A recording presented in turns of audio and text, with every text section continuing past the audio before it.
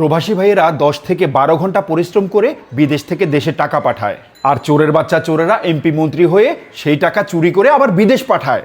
এবারের নির্বাচনে তো আবার 22 জন বিদেশি নাগরিকও এমপি পদে দাঁড়িয়েছে, এমপি নির্বাচন করছে, এবং তারা খুব নিরাপদে বাংলাদেশ থেকে তাদের ওই দেশে রেমিটেন্স পাঠাবে, চুরি করা রেমিটেন্স।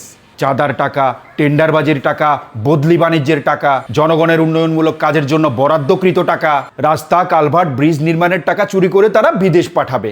এক একজনে 200টা 500টা করে বিদেশে বাড়ি বানাবে। এই সমস্ত চোরের বাচ্চা চোরদেরকে আমরা আর জনপ্রতিনিধি হিসাবে চাই না।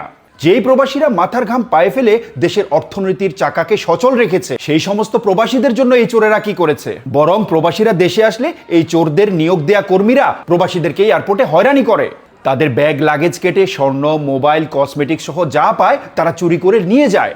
এমপি মন্ত্রী যদি দুর্নীতিবাজ হয়, তারা ঘুষ খেয়ে যাদেরকে নিয়োগ দিবে তারাও দুর্নীতি করতে বাধ্য। নিজের ভালো যে বুঝে না তাকে পাগল বলা হয়। আমরা সব জেনে বুঝেও যদি এই চোরদেরকে এমপি মন্ত্রী বানাই, নিজের ভালো নিজেরাই না বুঝি, তবে আমরা এক উন্মাদ জাতি।